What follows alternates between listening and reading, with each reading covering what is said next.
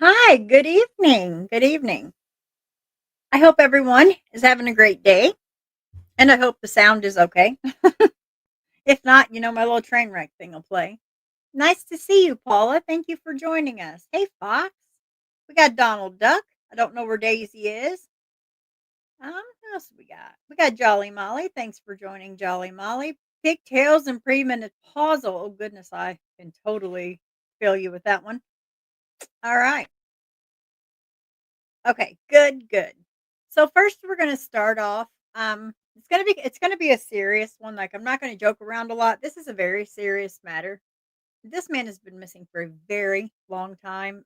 His family is just done. They're done worrying and hurting and wondering what's going on. So first, hi Kimber. So first, I'm gonna play Arctics, of course, and then I'm gonna play Locating the Lost has given us permission to use his stuff for awareness. So I have to thank them right away. Thank you so much, Locating the Lost. I appreciate you letting me use your stuff for awareness. It helps a lot because Locating the Lost gets a lot of the interviews, and we really need to see the family, and we need to see the emotion. We need to see the advocates, and it's just nice to see people discussing this, and they did a very, very good job. So first, I'm going to go ahead and share Arctics, and I will remove myself here.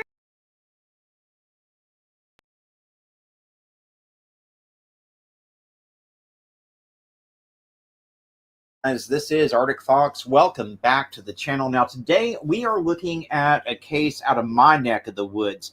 And this one is going to have you saying a lot of red flags are out there, guys. I'm not going to lie about it. Today we're looking at the missing persons case of 42-year-old John Brett McGhee, who is missing out of Leachville, Arkansas. Now, John has been missing since the 11th of July, 2024. He was last seen wearing a light blue t-shirt, khaki colored cargo shorts, and Hey Dude shoes.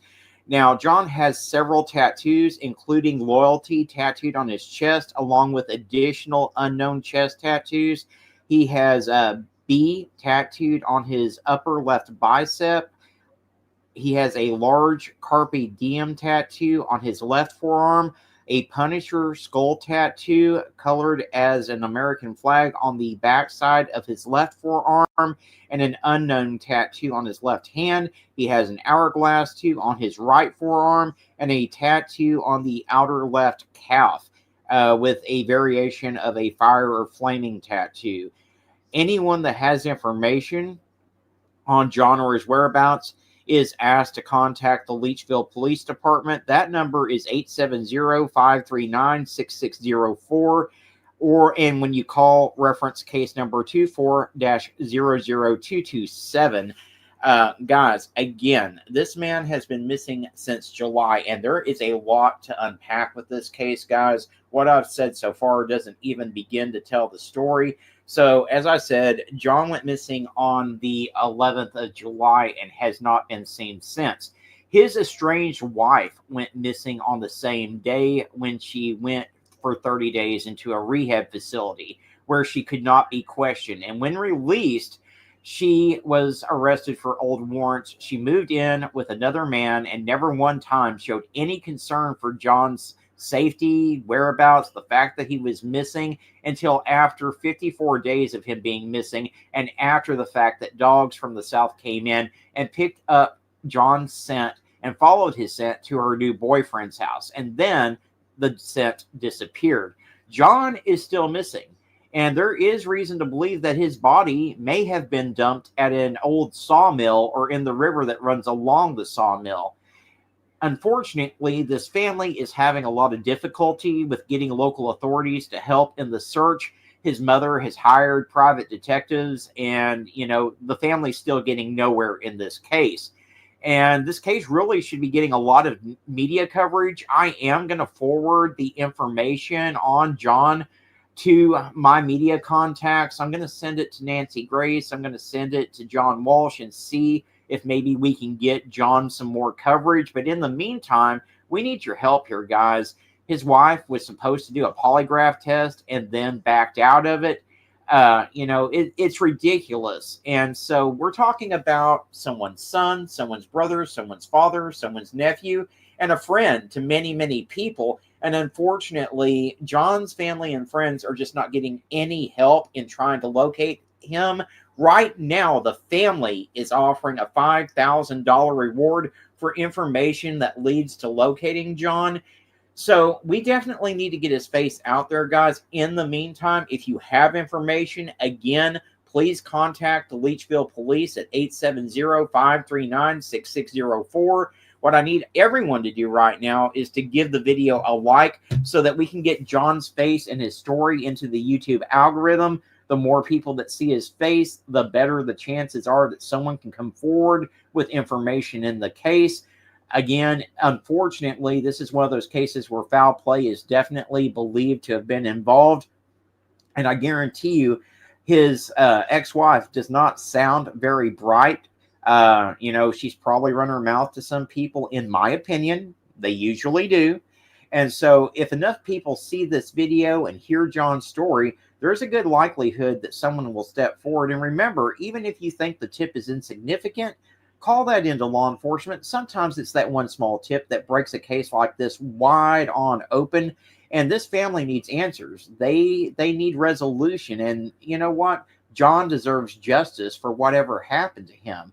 So again, like the video, share this to your Facebook, your Twitter, your Instagram, wherever you have social media. It only takes a second of your time to do, and it can make all the difference in the world in whether we're able to find John and bring answers for this family or not. As always, guys, I do want to thank you so much for tuning in and watching. I appreciate each and every single one of you. Y'all be kind to one another out there, and let's find answers for John and his loved ones.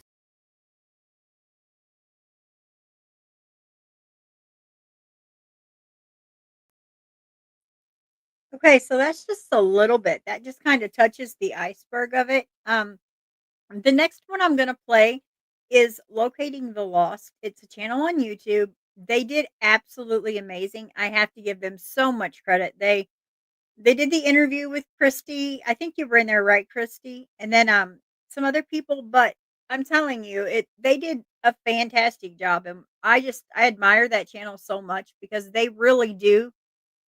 Oh, I'm sorry. They really do a very thorough job with it. Um, so if you're not subscribed to Locating the Lost, Arctic just shared that link. Please do. Please consider. They help a lot of people. They do fantastic interviews, and for them to give us permission to play anything for awareness, I mean that's such an honor that I just can't thank them enough. So what I'll do is I'll go ahead and play this video next, and then we'll discuss it. And then they have a Facebook page, and we'll go over the Facebook page. And Christy says yes, and his sister Jamie. Christy Hunter in chat here. That is Brent's advocate. Um, so if hopefully if there's any questions that you guys have while she's here because she's on lunch break, then maybe she will be able to answer them. So if you have any questions along the way, feel free in chat to ask her, and I will pin them as we go so that I can go back over them. All right, so let me pull this screen up.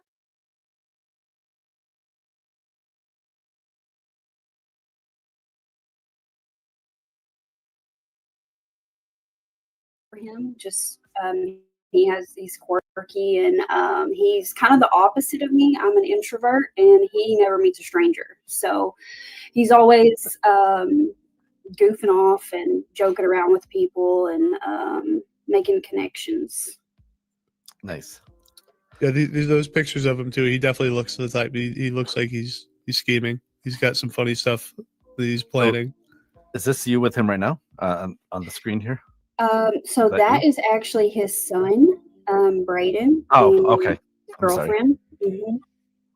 They look very much alike. I thought it was him. Christy had sent me some pictures to post on here, and I thought that was him. But that's him there. All right. So can you start telling us a little bit about what happened to your brother the last time you spoke to him? So the last time I seen him was after the 4th of July. He came over to my aunt's and we all went swimming. So we had a good memory of the last time that I got to see him. Now, I wasn't actually with him the last day that he went missing. Him and his wife, Sarah, were staying with my mom for a few days. And they never got into an argument. My mom and Sarah got into an argument because she was kind of laying up on her, kind of not doing anything, staying in bed. And at that point, her and my mom kind of had a disagreement where she told her she needed to get up out of the bed. She ended up leaving the house upset, left barefoot, took off walking. My brother looked at my mom afterward and said, basically, I just kind of wanted you to see how she's been acting. She's playing the victim. She's looking for a fight here the past few days. She's been wanting to leave. At this point, he thought maybe she was kind of sneaking around on him when he had his job. So my mom dropped him off at my cousin's that morning around 10:30, and he stayed with my cousin for about 20 minutes. My cousin lives in Leachville. He told my mom bye. He loved her. He'd see her later. She came up to my house to help babysit my kids and didn't think anything about it. And that's the last location that she saw my brother. Was at my cousin's. Wow. And then, Christy, how did you get involved with the disappearance? Well, I got involved because one of Brent's friends, after he went missing, one of his best friends, her name is Angie, she called me, and Brent had been missing for probably over a month. And she called me, and she was afraid that Brent was going to go cold and he was just going to become another statistic in Arkansas. So she called me and she asked me to help get his face out, to help get his name out, to help get him heard, so he didn't grow cold like all the rest of the missing people in Arkansas. So I became involved in it. And as I became involved in it, my heart grew fond of, the mom and the daughter, because I have a mom and I have a brother that's been in Brent's shoes, and he was my big bubby, and Brent's mother is to him. And so it really touched my heart, and it really made me feel like, what if this was my big brother that was gone, and then people just kept feeding me information and stuff. I guess with me being so far away, people would talk to me and they would send me this or they would tell me this. And so everything just kept piling up, and people would give me all kinds of information. I mean, I have so much information on this case that it's just unreal. I guess because I'm so far away that people don't care to talk to me. Yeah. So is this something you've done before? It's never anything that I've done before, but I've lived in that other side of life, I guess you could say. I left Arkansas 7.5 years ago for a change of life, and have spent the last 7 years of my life changing my life. So I guess you could say I've walked in the grounds that Brent has walked in. So I know all the people around. And I don't know, it just breaks my heart because he didn't deserve what these people have done to him. And he just didn't deserve it. He deserves to be brought home. He deserves to be laid to rest. His son, as he said, deserves a place to go see his dad. Even if it is the graveyard, he deserves a place to go talk to his father at. Brent did not deserve what these people have done to him. So, Jamie, what do you guys know about the time after he got dropped off? I know that you said he had visited for 20 minutes and then he left. Where did he say he was going?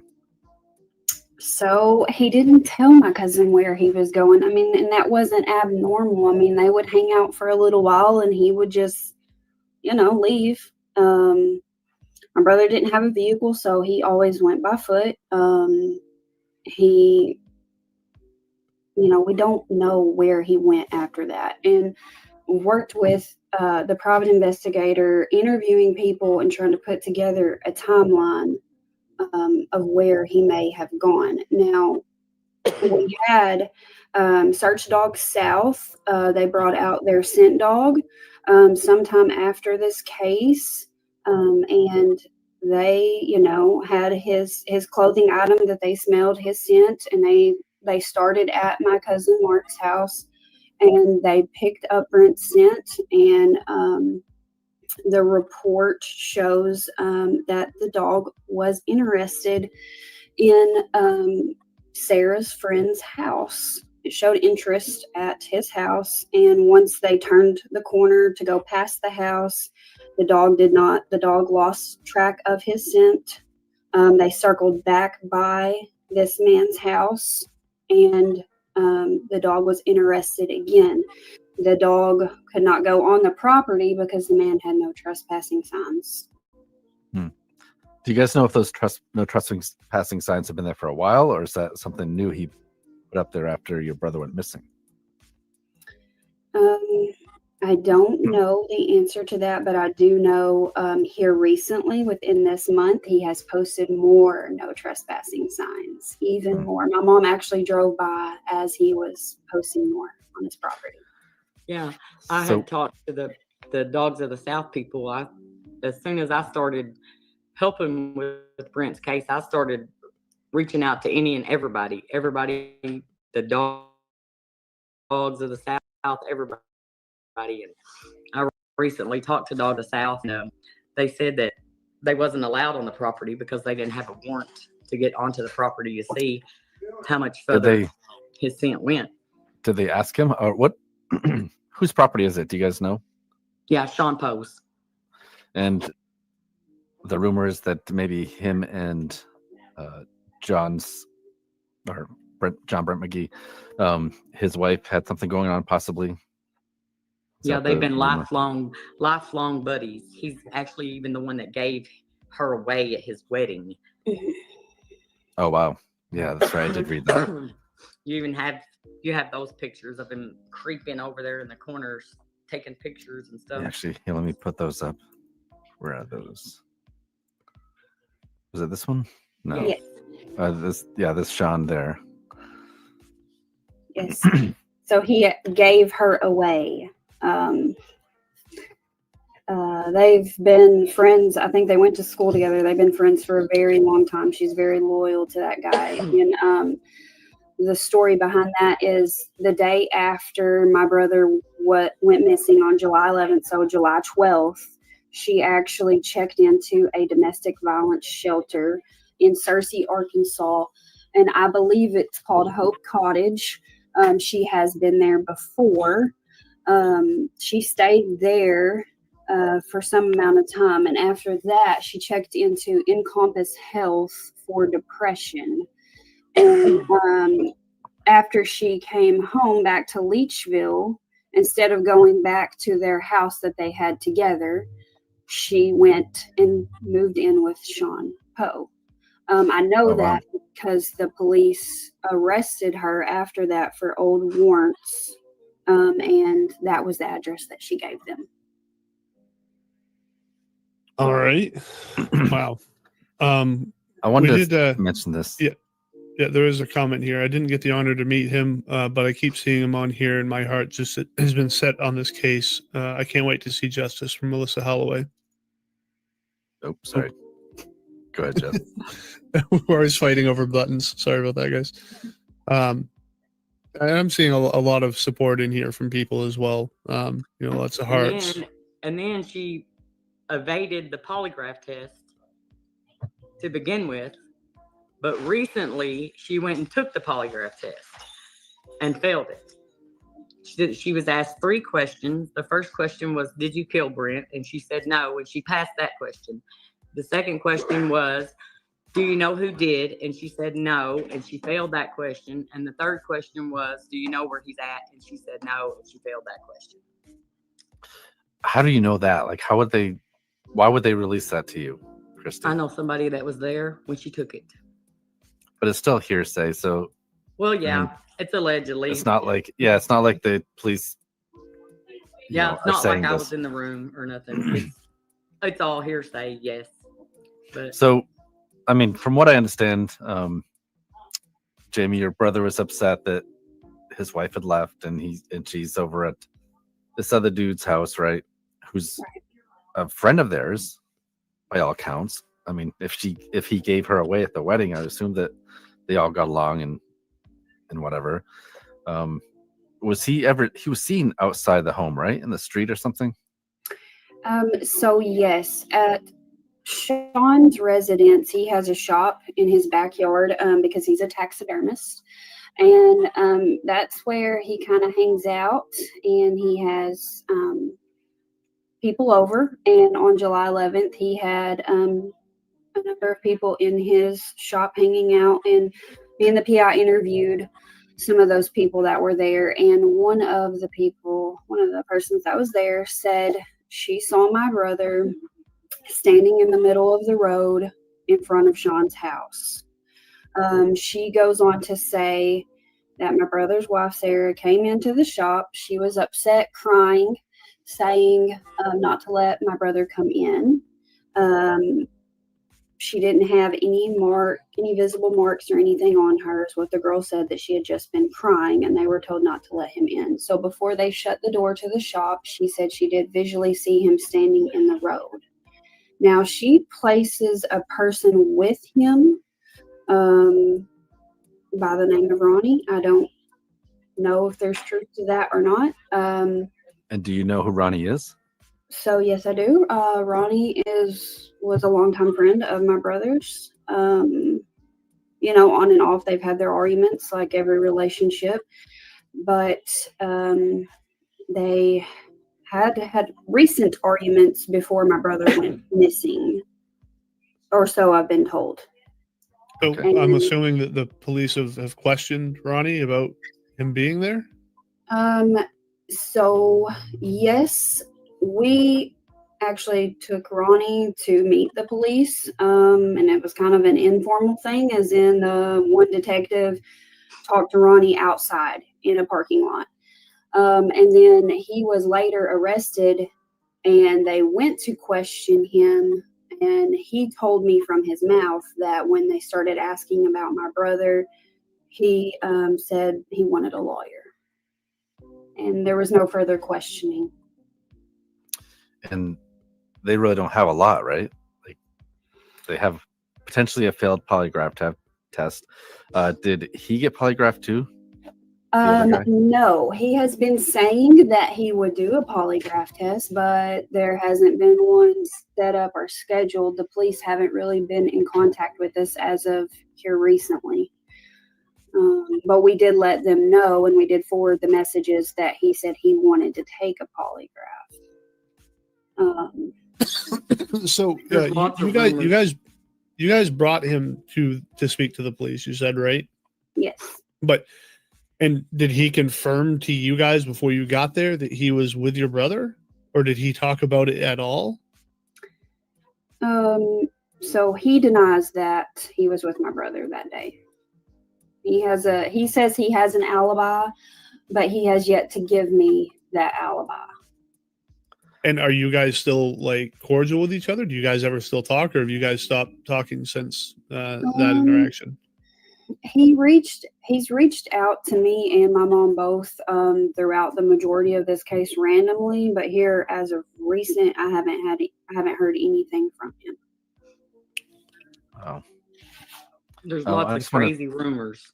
Lots of crazy rumors about him going around town too. I have heard from people, like I said, it's a rumor, that he's been going around saying he has my brother's eyeballs and asking people if they want to see them. And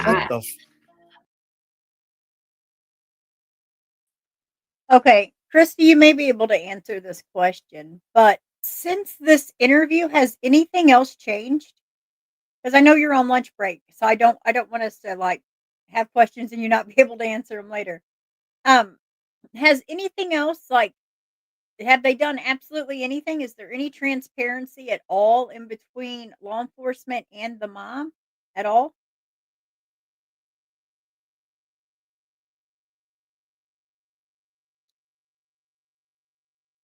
She says, Wow. Okay. So, any of the other evidence that was ever gathered never made it to the crime lab, and where the evidence is, we don't know. So, has there been a search by law enforcement at all, Christy? Like any kind of searches, cadaver dogs, anything? Or they just, and I hate to ask this, and it's nothing against Brent, but does he have a criminal past? Because we see that so much in small towns. Like if they have a criminal past or they have had any kind of addiction, it's like they're put to the side. Do you feel like that's what's going on here too? They have communicated a little, but as far as them physically doing anything as searching for him or anything like that, they have done nothing that I'm aware of. Wow. So has family, I guess family has taken it upon themselves to kind of do their own searching, as we see so often. I know that the Morgan Nick Foundation came out, but what they found or anything, they have no idea. Okay. All right. I had to ask that in between because, this is a little bit of an older interview. So even since this interview, nothing has changed. Like no information, even past this interview, and nothing new from there. Christy says, I feel like there may be something higher up that's tied into this. That's why we're not getting the cooperation that we need. Maybe. Is any of these characters here, do they have any kind of family to law enforcement, to anyone in power? Do they come from money? We have a team Brent that has done all the searches ourselves. Law enforcement only showed up when the news station was coming. Yeah. See that's kind of where I was going with this. So we may just have to make a lot of noise. Christy, do you have the number that we could call that we would need to speak to someone that we could raise a little cane?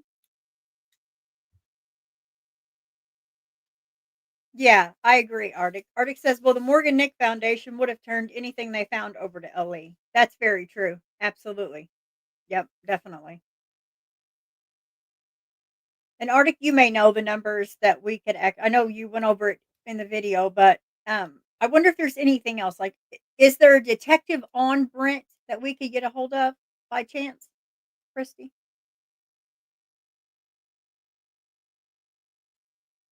Because often, unfortunately, you have to keep questioning, you have to stay on them, and that sucks when you have to beg someone to do their job.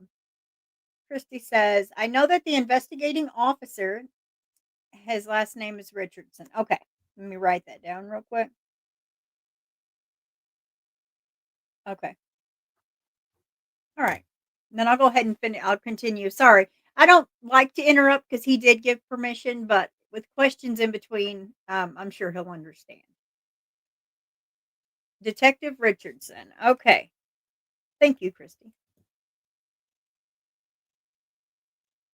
I actually mentioned this to the police, and his response was, well, that's not the first time I've heard that. Someone else told me this. If that's not the first time, if it is the first, it doesn't matter. Why are they not? They haven't questioned him yet. Like he's not. That's wild to me. And there's also a rumor that that picture you put up with the cross necklace around Brent's neck. There's also a rumor that he walks around with that around his neck also. Of that necklace?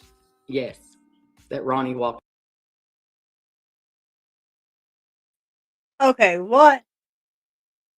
So, Christy, he's walking around with Brent's necklace? Did I hear that right?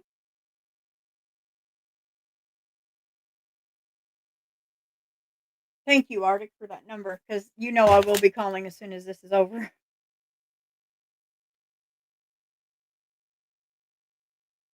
6713. Okay. Wow. So Brent always wore this necklace, and you're telling me that this man is wearing Brent's necklace around? She may be back to work. I'm sure she'll reply as we go. She's working, so she'll be like in between. Yeah. See, and Arctic, we'll have to get together and figure out how we can make some noise. That's unreal. Around with that around his neck. and bragging about having Brent's eyeballs in a jar. What in the world? But that's his friend, his lifelong friend. This is just devil's advocate, but does he have like a dark sense of humor? Like that, I can't imagine someone saying that. Like, if I had a friend, I could never say something bad about them if they're currently missing. But like, I know that some people are just a bit more weird, but that just seems like a very, very bizarre thing to say. Right. Another thing that I find odd is he had a white car, and it was not in the best condition, but he had that car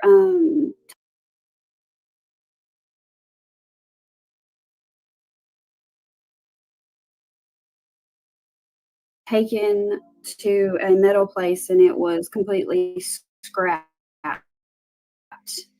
On July, I think it was 25th, my birthday. 25th. Yeah, so less than 2 weeks. 2 weeks. Yeah, less than 2 weeks My later. birthday. Now I 3 have a days after your mom reported him missing.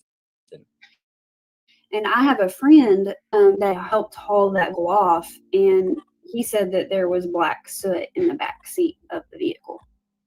Now, Ronnie tells the story. He's actually told two different stories. One was, I think it was his girlfriend or someone put sugar in the tank of the vehicle. And another story was, yeah, he put Dr. Pepper in his tank of his vehicle. But it's odd to me because the guy who had it hauled off said that the engine looked like it had been messed with. And it's just odd. I think he only had the vehicle for like 2 months. Looking at registration and when he had the title, he got it in May, and by the end of July, it was scrapped. Unreal. I had shown this slide earlier. Is this the garage or the? That's Brent's Chop. house. That's Brent's house. That's Brent's house. Okay. That they declared a crime scene. Did they find anything there? So they originally went in and looked at my brother's house after we reported him missing. They weren't there for a very extensive time, and I will say that Sarah was kind of a pack rat, so it was very messy. Actually, in their bedroom, you could not see a floor because it was all of her clothes. Wow. And I don't think that there was a very thorough job done when they went into his house. Sometime after this, me and a few of my people that have been working with me on this case doing searches, we got some luminol, and we decided that we were going to spray area of his house. When we did that, it lit up. So with luminol, usually if there's a blood reaction, it will light up like a fluorescent blue. And we started in the hallway because I'd actually noticed old blood in the hallway. Now, he had cut his foot at some point, so I thought, well, maybe it's from him cutting his foot. Let's spray here and see what it does, because I'm pretty sure that was blood. And we go from the hallway and start spraying into his bedroom, and it starts speckles all over the floor. And on one wall of his bedroom, it is sprinkled blue fluorescent from the bottom to the top of the wall. Wow. Okay. Did he say they found anything in the home, or did they say there's nothing to see here? Couldn't find anything. So at that point, we called them to come out. They took pictures of us spraying and it lighting up. They did collect some evidence from his house to send to the crime lab. What I find very frustrating is that this evidence was obtained, collected on over the 10th.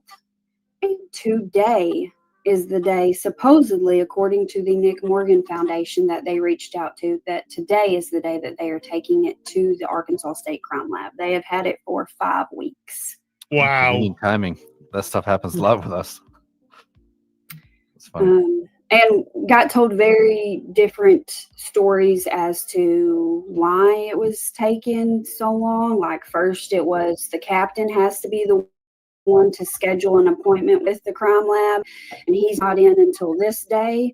And then the next week I follow up and I was told it's packaged to go, but we're waiting on other evidence to take with it because it's a 3-hour trip.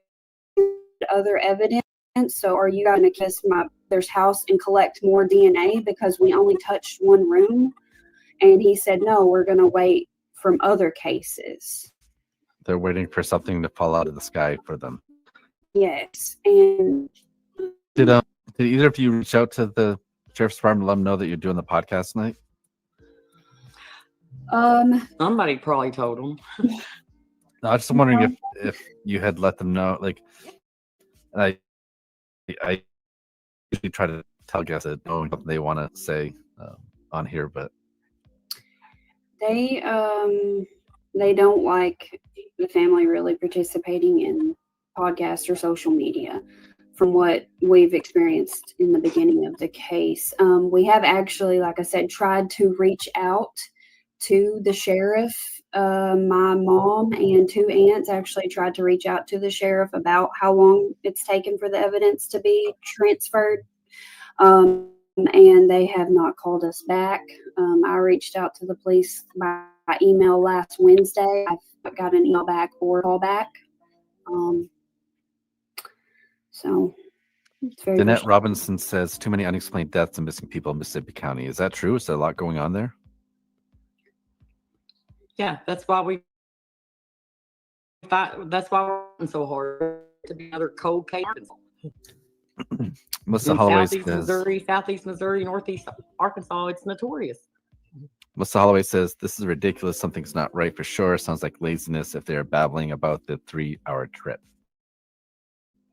Yeah. And I'm surprised that they don't want family moving on past or speaking to me about it because it makes them look bad because they're not getting things taken care of. I mean, it's pretty much an open shut case. We've handed them a case.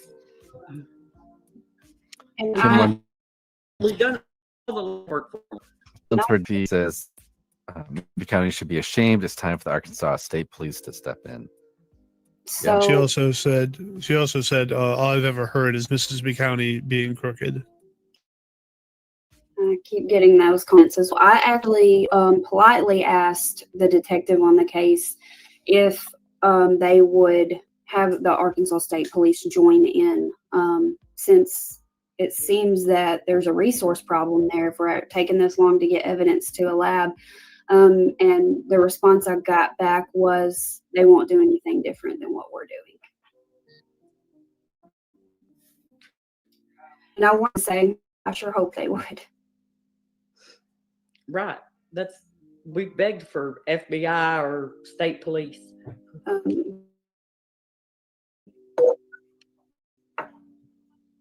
It's like they've been up saying anything, so called it back. I quit. Hey, do more, right? Like, it's their job to do more. So if they're not going to do it, then you have to do it. Yeah. We tried to be quiet. But it didn't get us anywhere. Nope. Put up that number again, because I can't do the things. We had this up earlier, but we mentioned this a few times, the reporting agency. So if anyone listening knows anything about any of this, or if you just want to take hold them, maybe harass them a little, not legally hurt the police department, see if they're going to pay attention or not. Their number is 870-658-2242, and that's the Mississippi County Investigation Unit. So yeah, if you know anything, like, make sure to reach out to them, or like I said, try to get them to pay attention to this case and actually put some work into it. Yep. Let's see. What other comments we got here?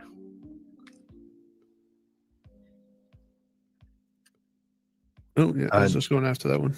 Jen Anderson says, I understand the city's police department is a small town, but this let's take long family to have to go through. And have they reached out to you guys at all on their own, or has all this been one-sided, you reaching out to them? I will say one detective has kind of been communicating with the family up until recently, kind of a back and forth thing, but it does seem like we have to, contact them more to get them to answer our questions. Doodlebug says, please hit that up or like, I guess. And for another one from Tammy here saying we'll never give up. Yeah, there's a lot of support for you guys in here, so that's awesome to see. Lisa asked, was there any evidence ever found and confirmed on any of these searches by police? You don't think any of it was there? The crime lab. Right, that's supposed to be happening tomorrow, right? Isn't that what you said? That was evidence collected from Brent's home, wasn't it? Right. Yeah, I don't think any evidence that was ever turned over from a search at all ever made it to a crime lab. I like this comment. Christy, does Mississippi County need gas money to get there? I mean, seriously, if this was one of their family members, hell or high water, this case would have already been solved. Yeah, it seems like that. Like, give me a break. 3-hour drive. I mean, they had so many pieces of evidence that were found. We found teeth, we found bones, we found all kinds of stuff. That's never one thing made it to a crime lab. Ever. Nothing. So, I mean, it's like when it's in July, was it? Rumors that if they've done what half of the rumors are that they said they've done, then there's no telling what kind of shape that any of it would have been in. Especially if he's a taxidermist, then it's not uncommon for them to bleach bones and stuff like that to take care of remains. And I forgot that's what you had said earlier, and like that kind of makes sense with the whole eyes thing. This dude has his eyes like. Well, that was someone else. It was the friend. Yeah, but the boy, right? Yeah, but right. The rumor is that he uses taxidermist skills to dispose of Brent, and if that's what they did to him, then what is there out there for us to find? Especially after this amount of time, like it's horrible. And to talk about time, Jamie, this just happened. This is in July, so we're truly sorry for everything that your family's going through. And usually, you get a lot of these rumors like years and years after. So it sucks to have to hear this stuff when so free. Yeah, It's a small town. Everybody knows everybody's. I mean, everybody knows everyone. You don't hear this stuff in your own backyard. And to hear the things that these people have supposedly done is the most horrific stuff I've ever heard of in a town that we grew up in. It's crazy. And if these people have done what they say has been done in this town, Leachville needs to come together and clean the streets. There's serious stuff going on there right now. Christy. Christy says he's a taxidermist. For all we know, he could have turned him into a stuffed animal by now. Now, I don't think that, but I want to know, Christy, if you would have any idea in that area where they would dump waste, because taxidermists have to be legal. They have to have a certification. And with that certification, they have to have someone that can come in and dispose of their waste. Now, I do realize that it's not waste like internal stuff, because by the time they get it to do their job, I only know because I hunt, that it's all that part's gone, but they also have to have somewhere for those carcasses because you're taking it. You know what I'm saying? So there has to be a place that he would take that stuff. And legally, if he is a legal taxidermist, someone has to come and dispose of that. Do you have a way of figuring out who that is? Because usually when that stuff goes out, it goes in barrels. So we need to try to figure out who or what company, if he is a licensed taxidermist. If he is not, then he also needs another charge, because you can't just be anybody just be a taxidermist and make money. So we may want to look into that also, because someone has to come and get those carcasses. You can't just go throw those out in the woods. You just can't do it legally. I mean, he may, but you're not supposed to do that. And if he does do that, we need to figure out where that spot would be. I hate to say that. It sounds horrible. Hi, Fard. Thank you so much for joining. Cash, you too. But we do need, that's something else to look into, because legally he has to have someone come dispose of those, or he is a legit taxidermist. Okay, then we need to figure out where he got his license and who comes to dispose of his carcasses that he gets when he gets the animals in. That, if we can figure that out, that's a step forward. She says, you would not believe all the animal carcasses and stuff that we have found out on searches in his vicinity. Which, yeah, I can understand that, but it being Arkansas, there is a lot of hunters, so to prove that would be almost impossible. But he still has to have someone to come legally. He has to have someone to come and get those, even if he's not doing it legally, which obviously he's probably not. He still has to have some kind of proof, or that taxidermist license is as good as gone and charges can be brought on him. And, you know, a few more charges isn't going to hurt him. It seems to me like he's on the right path to the pokey anyhow. So if you can figure that out, that would be my next step forward if I were you as his advocate, and we will try to figure it out too. I'm not from Arkansas, so I'm not sure what companies there do that, but that is something that maybe we could look into. Sorry for interrupting, but that just kind of got me a little bit.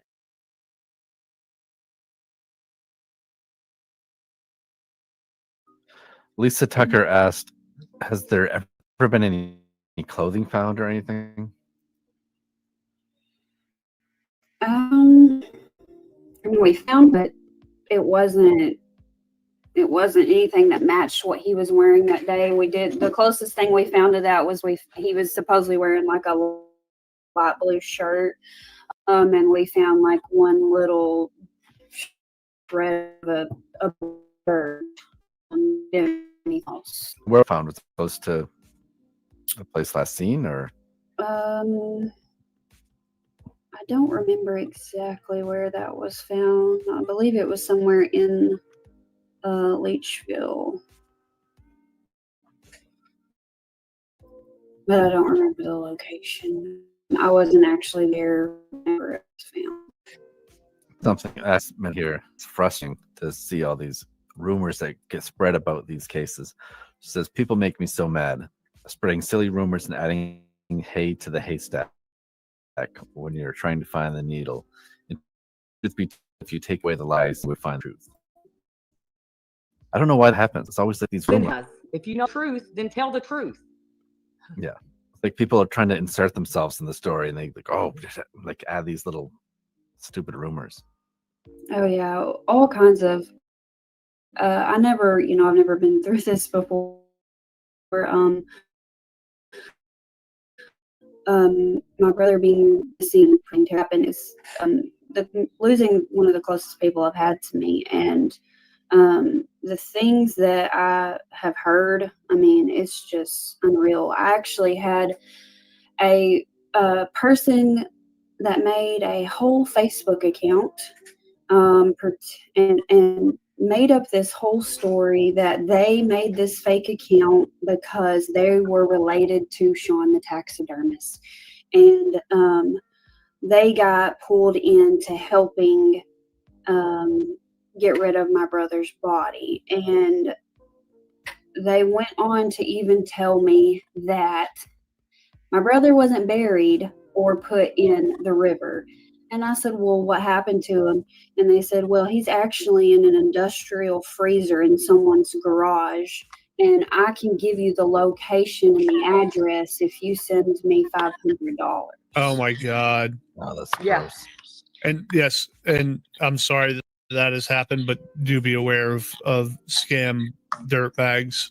Like I'm Sorry. Have you gotten any more? Because if not, you probably will, because people are gross like that. That is a really common and awful thing that happens during situations like this. We've even heard of people claiming that they've been kidnapped, right? And like, oh, give us money and we'll tell you where he is. Give him, it's disgusting. Those people deserve to be in the lowest levels of hell for shit like that. Yes, it really is. I mean, and they, I guess, had probably like Googled stuff about the case, and even finally decided to give me a location, which was kind of near Leachville, and I had great links come up with this whole story of where my brother. Wow. Uh-oh. And- Christy's going rogue over here. Oh, Jesus. We do have a comment here from Lisa Joe saying, I called the sheriff Cook and just left my name. He returned my call, but I did not get the phone, so I returned the call immediately. The lady took the call. The sheriff wanted what was why I was calling. I told her John Brett McGhee, but never got a return call. I didn't elaborate on why I called, so unsure why I didn't get a return call. So that's my aunt Lisa. She was one of the people I had to contact. I mean, if you didn't get her, it doesn't hurt to keep them so that eventually they I mean, enough sort of pressure can quite often get a result out of this. And it's unfortunate that you guys are going through that, but that's one of the benefits of being on like this, is get some more people to chat to and add pressure, knowing of so eventually they try to swat us away or give us an answer, right? Right. Sherry says, Jamie, you're doing really good. I know you're so upset, and it hurts me to see you go through this. Thank you, Sherry. You're good. I'm proud of you. Both are great. Monsters, and this is something that every case we cover, it feels like this. It's heartbreaking that families have to do their own investigation, small town or not. This should not have to be done this way. Every case, right, Jeff? Like every case we cover, the family's battling the police to try to get this figured out. That's so crazy to me. Like speaking on, probably a month after he was missing, the told us that had went to the surrounding streets by Sean's and asked for people's camera footage, right?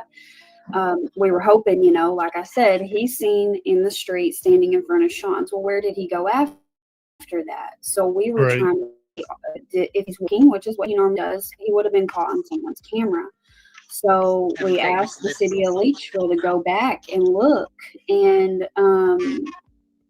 we were told that the police had went and asked for people's camera footage. One day after work, I went down 6th, 7th, and 8th Street and 9th Street, and every camera, the people that were home, everyone that had a camera, I asked them, have you checked your footage? And I asked them, did the police ever lie and ask for your footage? And everyone that had a camera said no. Wow. And I now wish I was surprised. Yeah.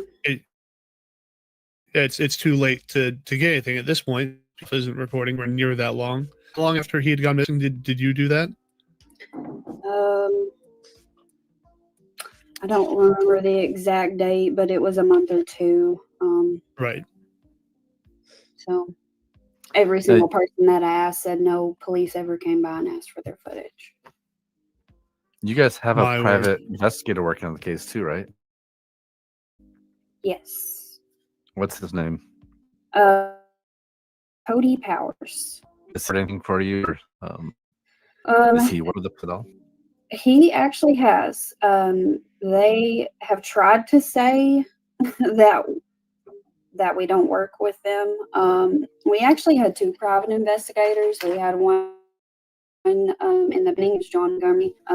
He's from Missouri, so not far away. He's more of a under the radar kind of guy. Whereas Cody likes to post live videos and get people stirred up and talking about the case. Now, Cody did some interviews with those people that were in Sean's shop on July 11th. He recorded those, and those were given to police. and we haven't heard anything back on that. We also have some other witness affidavits that he has typed up and had notarized, and that was given to them on November 10th. And as of today, they have not followed up with that family and got a formal statement. So who has been interviewed and questioned? Lisa's asking.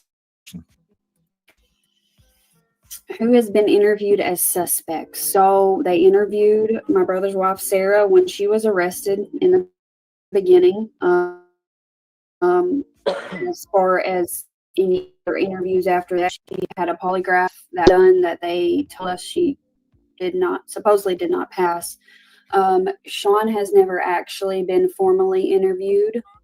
And then Ronnie was arrested and they tried to question him, but he lawyered up. Mhm. And that's as far as that went, right? Like they didn't, as far as you know, at least they didn't quite bring him in for questioning later with the lawyer even. no. Oh my word. And this has been, Hold on. So, did I hear this correctly, Christy? So, his friend Sean was never formally interviewed and then married his wife? Did I hear that right? Or is that because please tell me I'm wrong. So, the friend Sean married his wife and was never formally investigated? Wow, that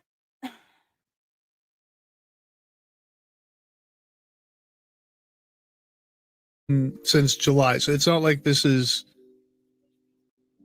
10 years, 2 year, 1 year even. Like this is very recent. They had ample opportunities to try to do something. And even evidence wise, the only thing that they've gathered is because you went into his house and did some luminol sprays. And I have photos that were took from when his house was first walked through of blood on the wall in his hallway. Why didn't you test that blood when you walked in his house when he first reported missing? And the top here, Jamie Land saying, "Are you kidding me? The cops asked for my camera footage when the neighbor's car was broken into." Right, they'll ask for that. That's super important. Right, but not when a man has gone missing. Trying to keep up with these comments. Thank you guys for asking these questions. We appreciate it. Oops. The police tell us not to take matters into our own hands, but when we come to tell them about a situation, nothing is done. That's from Ashley Smith. Right. Yeah. Well, they're allergic to working, apparently, right? They're afraid if you take their hand, they might have to go do something.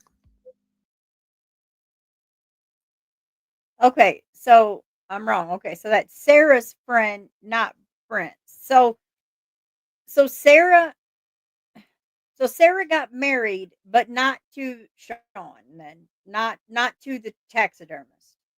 Correct? She's been with him since she left his mom's and never even asked his mom about Brent.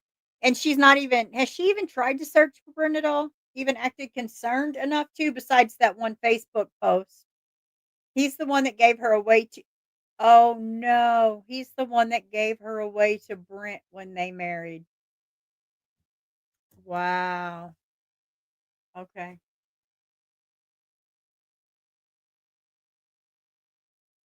And normally we are supportive of cops here, but hearing about stuff like this so often, it's just kind of depressing and demoralizing. If it was one of their family members, I bet it would be done different. Right. Yeah, I bet you're right.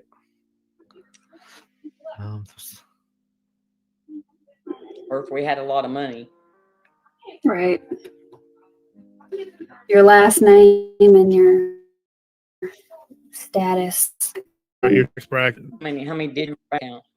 Right. So Jess asked, and Jess lost her brother Rob. I guess it was the one. I guess the year. I'm sorry, Jess. We did cover that case. Do they have any evidence of him no longer being with us? Is there a possibility he's still alive somewhere?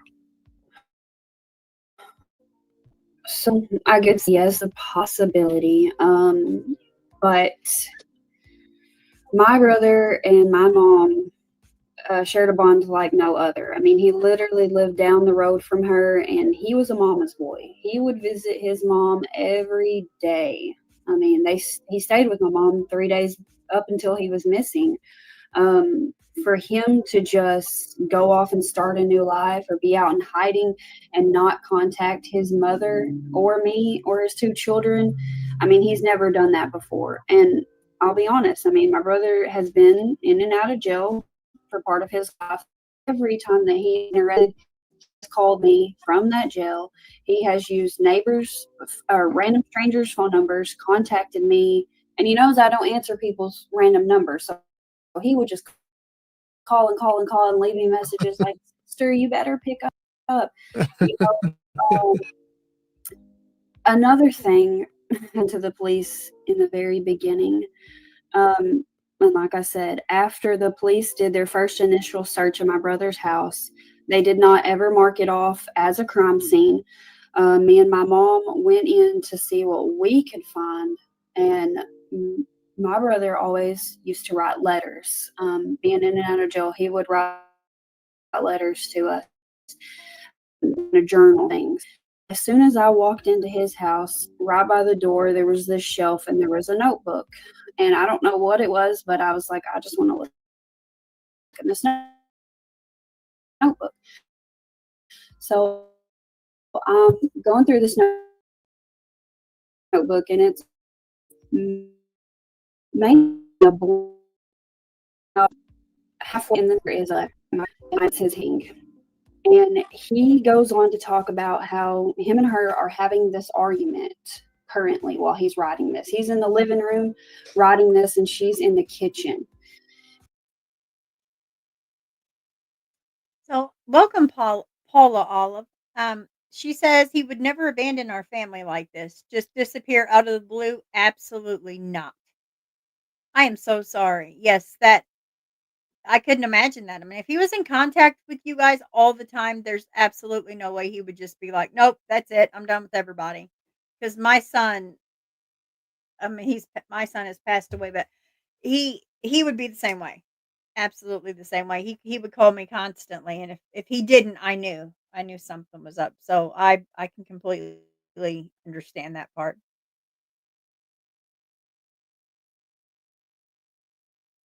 And in this letter, he says, "I think that she's trying to set me up or kill me."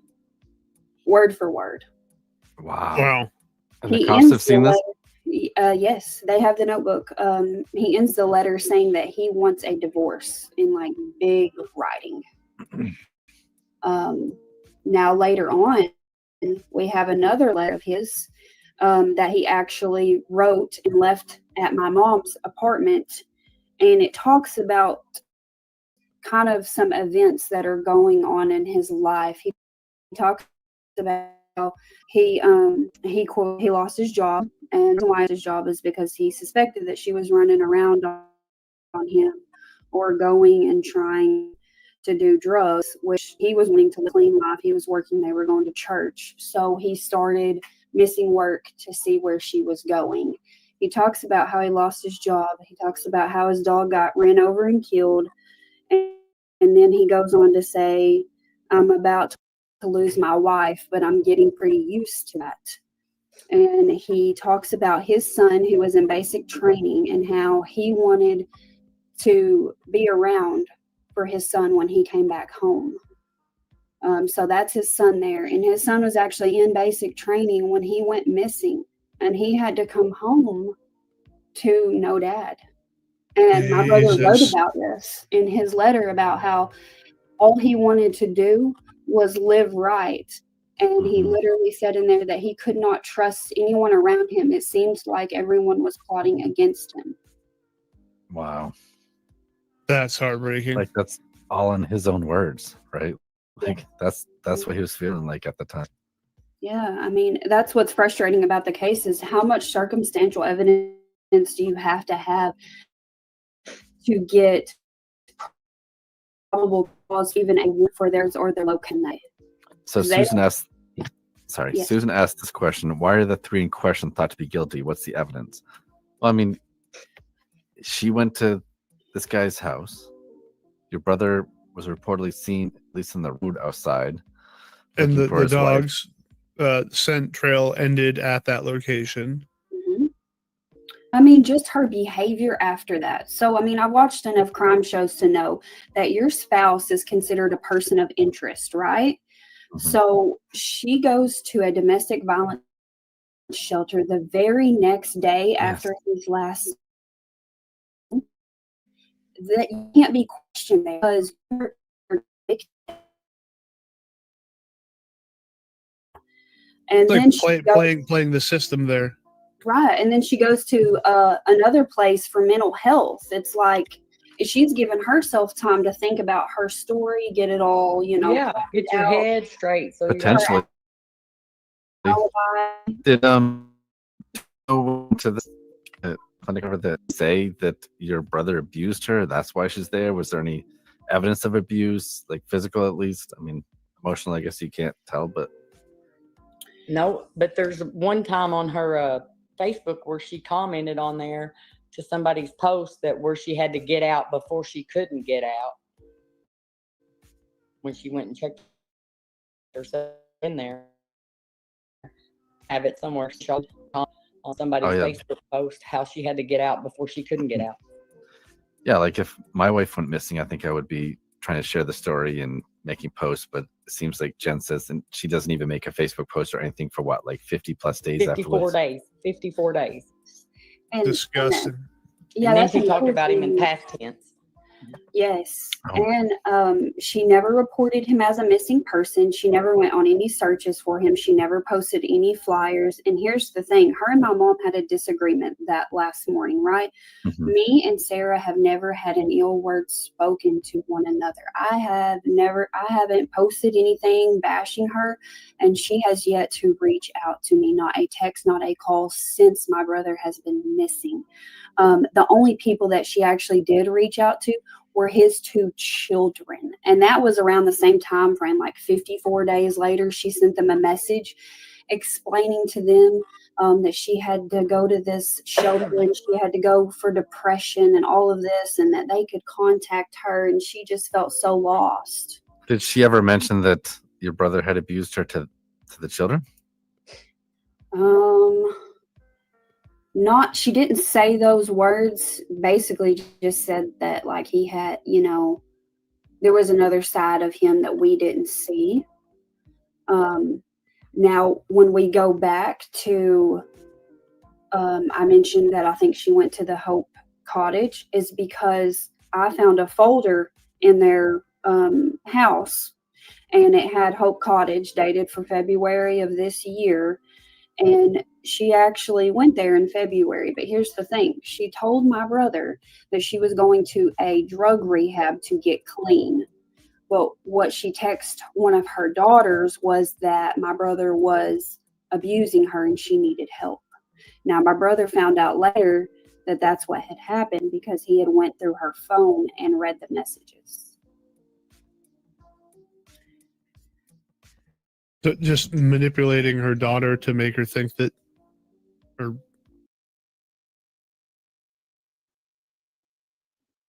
So what do you think so far, Arctic? I mean, thank you for joining me. This has me thrown for a loop. Like, what the hell is going on in Arkansas? Well, I mean, it's some straight. Well, you've got to realize that part of Arkansas is right there next to Missouri. So, I Well, there mean, you go. you've My got God. you know the same corruption that happens in Missouri happening in that part of Arkansas all the time. Wow. I see so many similarities. Like, and I didn't know that was right, but yeah, that makes complete sense. I mean, Wow. this reminds me so much of a case that I covered here. Oh gosh, I guess it was about a year or two ago. The Mark Fullerton case out of Missouri. There's a lot of similarities between this case and that case. So much evidence that the girlfriend was involved, and yet no real investigation ever took place of the girlfriend. So, And how she knew to go to the stress center or wherever she went. Oh, here's mom, the lad mom. Hey, mom, thank you for joining. So, how she knew to go there, because she's right. I mean, if she or a domestic violence thing, I mean, they can't question you there. You are a victim there. Oh, thank you for joining us, locating the lost. Thank you so much. You're worried about your picture. I paused wrong. Thank you so much for joining. What an honor. Thank you. And thank you so much for your hard work. You can join us too. Would you like a link? I can share it right here if you would like to come up and talk with us. But yeah, I mean, this is crazy. Like family, when does family have to take luminol in and do their own investigation? well, That I is mean, remember that when Timmy went missing, it was up to the family to get a hold of dogs and try to do the searches because law enforcement wasn't looking for him. They never brought their dogs out. right. Like how And so, in so many of these cases, the family becomes the investigator because law enforcement just drops the ball. and can you imagine as that family member, like you're not going through enough. You're at the darkest time in your life. And now you have to investigate your own family members whatever. I mean, wow. And then oh, this is just what do you think, mom? I think I was in Locating the Lost is Alive the night that they covered his case. It's a whole mess. It's Yeah. a shame what the family's been through.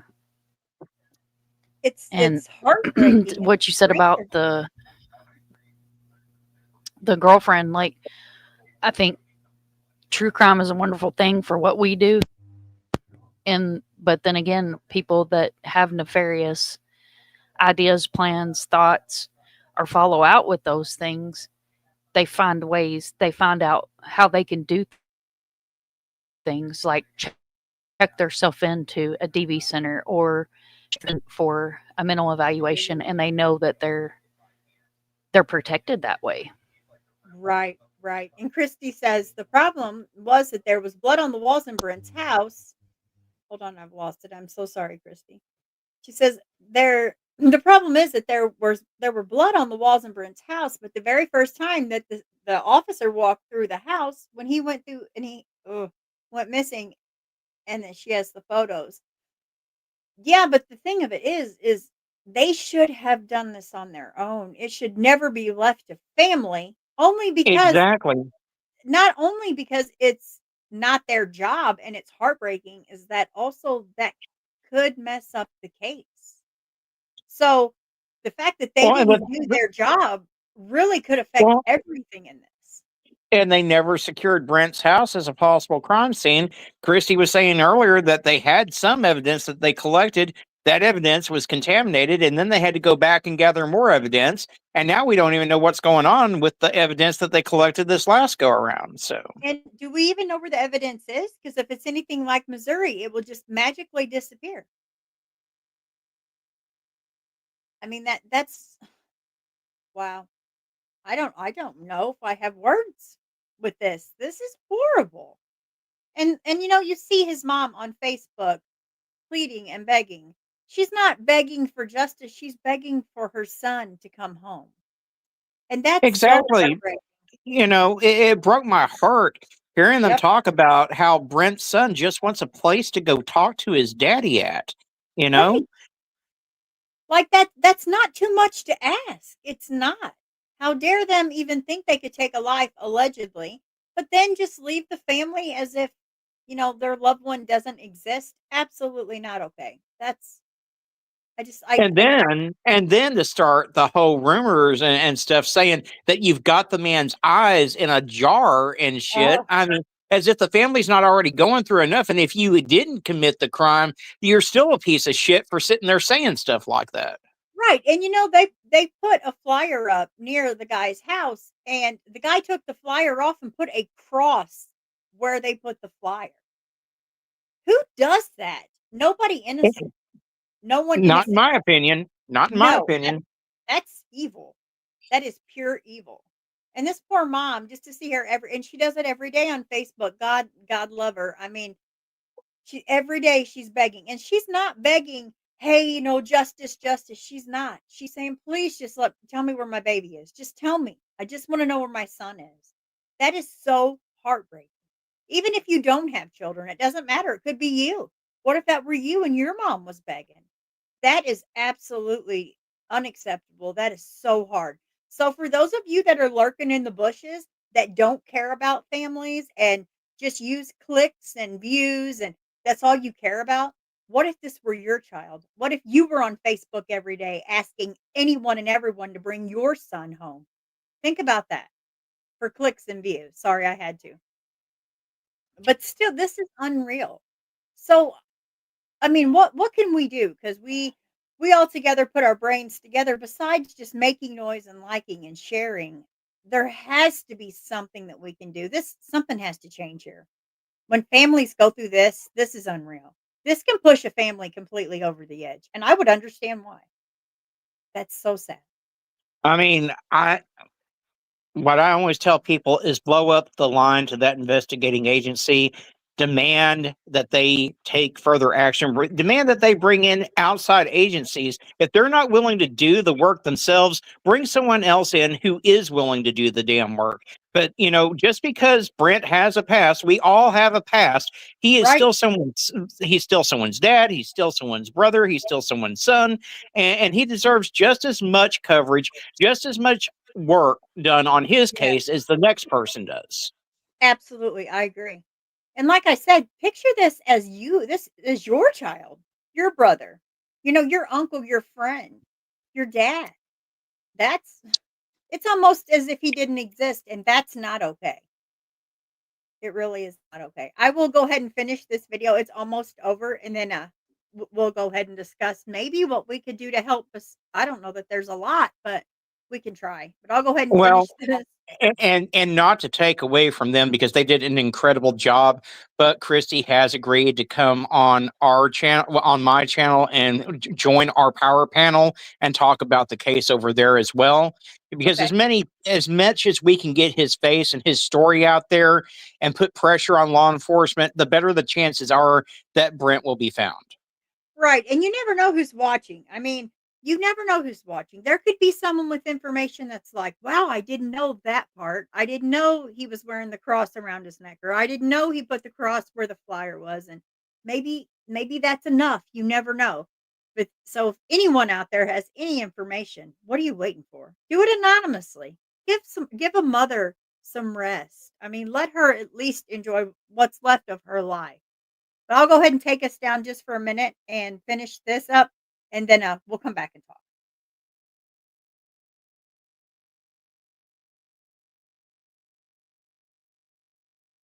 He's abusing her. Right. It seems like she was kind of like planning this victim mentality for months. And Right. I don't understand why. Sarah, if you're watching, you're welcome to. Do you have that call-in number? Can you post that, Jeff? Oh yeah. Sarah, So Sarah, if there's you're a watching, message we'd here love to from hear your side of the story as well. Teresa Greer is saying, "Love you, Jamie. Hang in there. We're here for you." And we do this thing all the time. Like share this story, like getting it out there is is the only thing that we can do to try to help in these situations. So if anyone can like share that sort of stuff, get it out there to other people, get some attention to it, call the police department. I'll put that number up. Oh, or can you number up in real? Yep. Read that off again. Yeah, so it's Mississippi County Investigation Unit, 870-658-2242. Reach out to them if anyone has any information about this sort of thing, and I'll put that number back up there. That's our call-in line. We only have a few minutes left, but I'll ask Christy. Christy, what do you think happened? What do I think happened? I think that some evil people have done some evil things. I think that they took Brent's life. I think that I think that they've probably done some really disturbing stuff. I think that we're every day we come one step closer to bringing justice for Brent. And I think that the town of Leachville needs to pull together, and we need to get justice, and we need to get these people off beats, because if they did it once, I don't believe it's the first time they've done it, and I believe they'll do it again. And it's your kids that are walking around there, the next generation. So let's pull together and let's get these killers off the streets. Right. And Bring Jamie, what do you? justice for Brent McGhee. I'll ask you the same question, Jamie. What do you think happened to your brother? Kind of going along with what Christy said. I think something very bad happened to my brother. It's not his normal behavior to wait 5 months and we haven't heard from him. I mean, we celebrated his birthday without him this year. And just their behavior alone tells you that something happened. And the evidence that we have, there are a lot of rumors, but you get to talking to people and some stuff starts matching up. And there's things that are matching up in this case.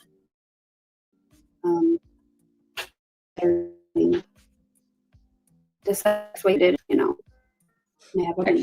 rest are matching everybody's words. Yeah. Well, we thank you both for joining us, and Jamie, we hope that your brother's found.